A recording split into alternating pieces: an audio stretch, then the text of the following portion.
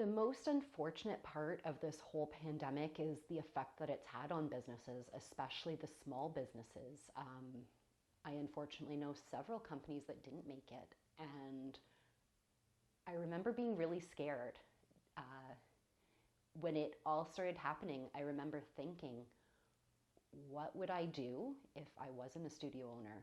What job could I do? And bottom line, I'd do anything to feed my family. If it meant working at McDonald's or Tim Hortons, I don't care. I'm not too proud.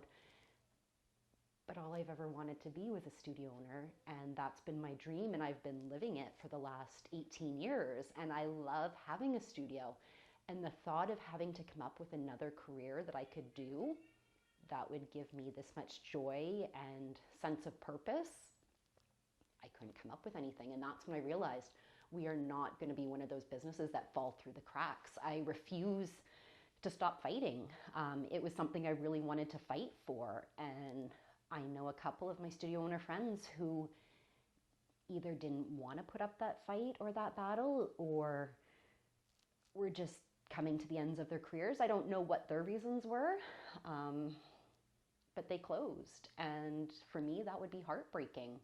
I have one of my close friends had a business coming up to her 1-year anniversary, and she had to close.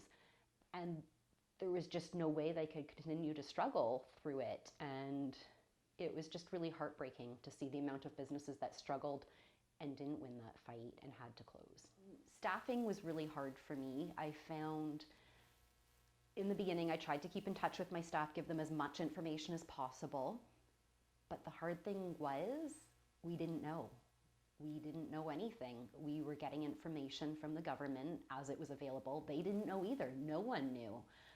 Yes, pandemics have happened before. There was one 100 years ago, but that doesn't mean we've ever experienced it. I'm kind of that weird situation where I'm the dance mom and I'm also admin. So I have the questions too, but at least I know that we don't have the answers. But Amanda's really good at when she gets the answers, she communicates that immediately to the dance family. Sometimes before I even know. Sometimes I'll get a call from a friend and they're like, "Oh, so this is happening?" And I'm like, "Okay." Like, because just Amanda's just so quick at like letting everybody know, like, this is where we're at. And sometimes it's before I've read my email to know what's going on. So the biggest thing is people just don't realize the expenses of running a business. I still had to pay rent. I still have to pay staff. We still have to pay all of our bills. But now we've got added expenses. We've got Zoom, so we're paying for Zoom memberships, and we're paying to edit. We did our recital online, and people are like, "Oh, you're not paying for the hall. Is it going to be cheaper?" And I was like, well, now I have extra staff working basically 24/7. It felt like Danny and I were filming and editing and trying to do all this. So there was so many more expenses that I had with my income basically cut to about 30%. And you're trying to figure out how to make the math work when you don't have income coming in, yet you still have to pay out. I went to school for television, so then it resulted in me doing a lot of editing, which was kind of exciting at first. It was nice to sort of be back at the computer and, starting to work on the timelines and trying to take it up a level. But it was a lot of work, and it was so much work too, trying to be there to moderate the classes and then trying to then take the time to edit. And I wasn't editing just like grabbing your Zoom clips and like, okay, here's the Zoom and then here's the spotlight and we're going to throw them together. Like, I was putting a lot of time and effort into like making it look good for people and giving people a good experience. I mean, there were moments where you'd get a kid that would like be spotlighted, and especially with the younger ones, and then you'd like catch them like picking their nose or something, and you're like, oh no, that's not a good one. So then I would sit there and I'd go through the video until I found them do some kind of like excellent step, like something that really showcased some of their talent or something, and I would use that as their spotlight. So then I'd crop that out of the group Zoom and pretend it was a spotlight. Sometimes I would fix things, so like we'd have kids that like when in the first take when we did it as a group, they're all moving to the right, and then when we did the spotlighting take, all of a sudden the one kid is moving to the left and is going the opposite direction of everybody else. So then again, it was a matter of going back and finding where they all went the same direction, or especially if it was a spotlight, you would see that flip, right? So from a continuity perspective, it was like, okay, here we go. There's, she was dancing and she started to head this direction, and now suddenly she's on the other side of the room. Like, what happened? How did she jump? Did she fly? Like, so I was taking the time to try and make that look as realistic as possible. When they're on stage, everybody's moving the same direction. They know where they're going. It's not, it is different performing on camera than on stage. They're seeing things from a different angle. And so I wanted to make it still as like wonderful looking as possible.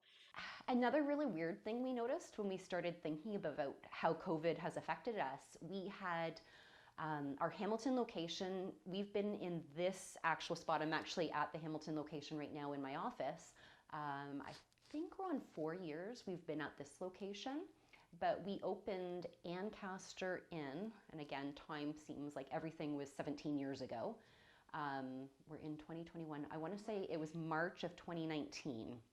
So March of 2019, we decided to open our second location in the Ancaster Business Park. Gorgeous location. I was super excited. But in terms of opening a studio, March is not the ideal time to be doing so.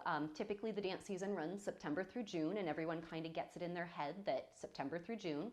So we get a lot of our students in the summer months leading up to our September opening.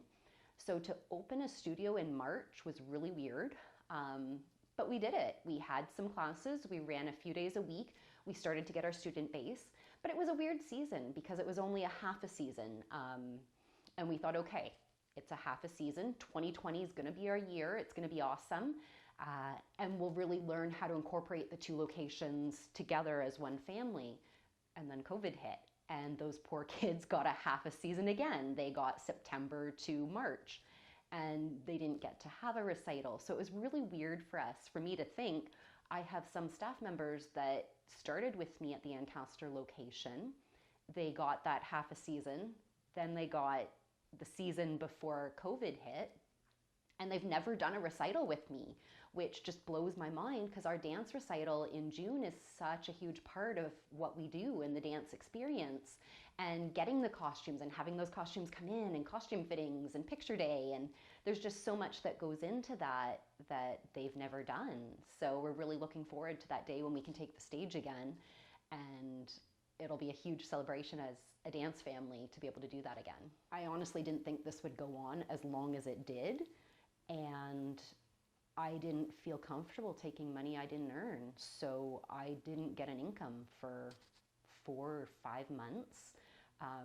I fed my family off of the equity in our house, and that's just what we did because I felt it was important that I continued to pay my staff, and I even paid them 2 weeks after March break so that they could keep going because I knew it was a huge shock to everyone that all of a sudden they had no income.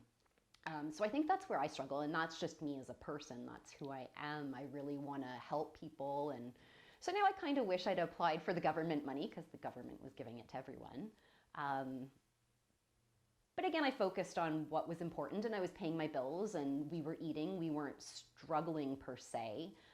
We were safe in our house, and we just hunkered down in the house and went a little crazy at times, like I'm sure everyone did.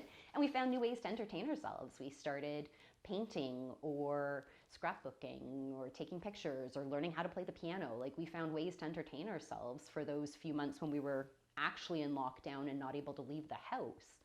Even with all the changes going on, we did notice there were some perks. There was a lot of good, and I tried to really focus on the good that was coming out of the pandemic.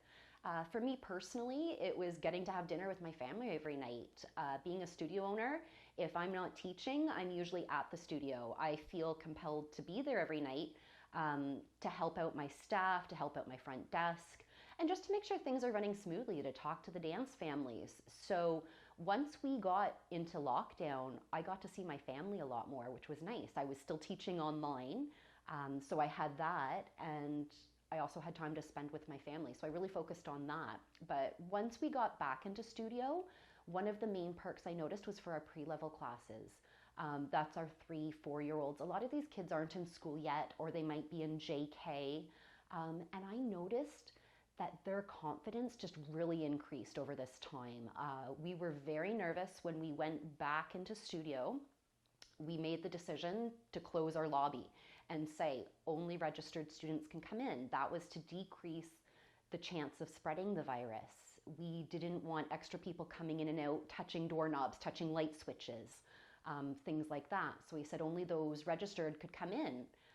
We were wiping everything between classes. We were hand sanitizing to make sure, but just we figured the less people coming in, the safer it was.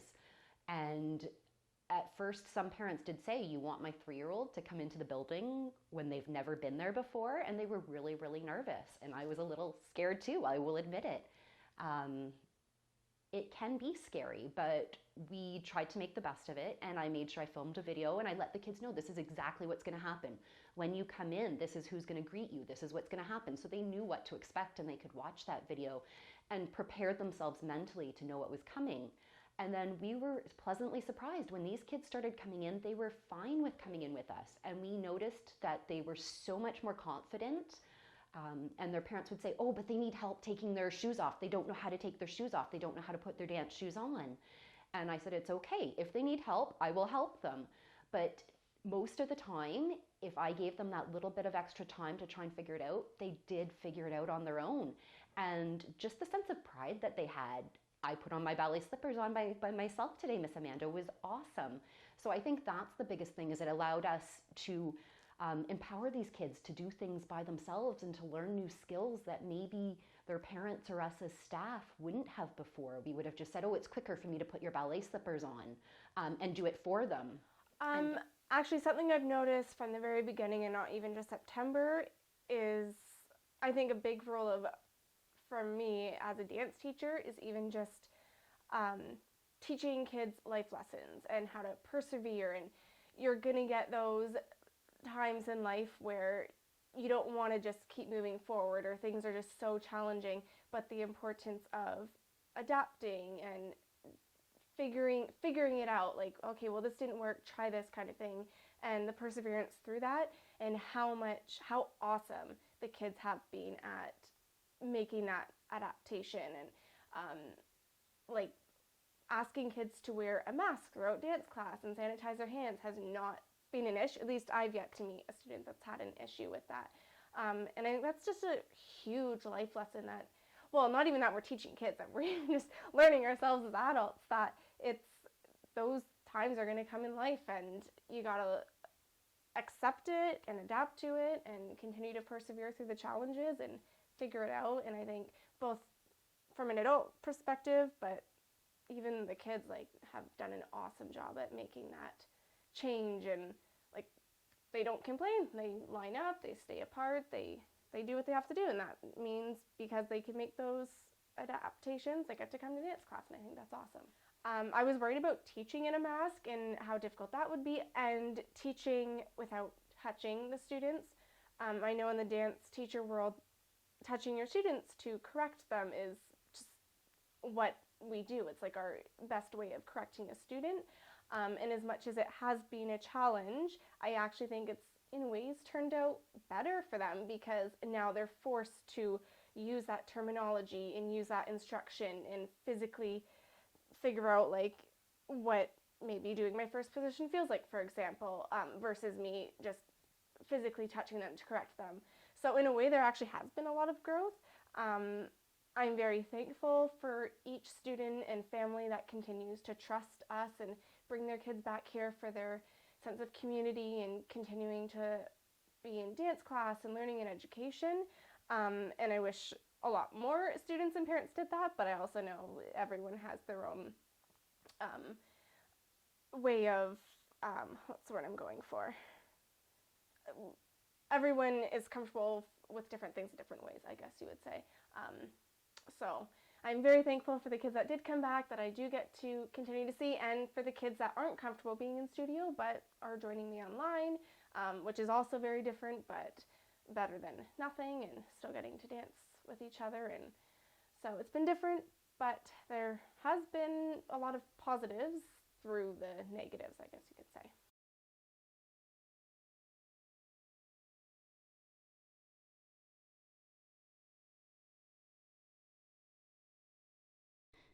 Come follow my journey as a studio owner of Not Just Another Dance Studio, a place where it's about making progress, not perfection, for all of our dancers.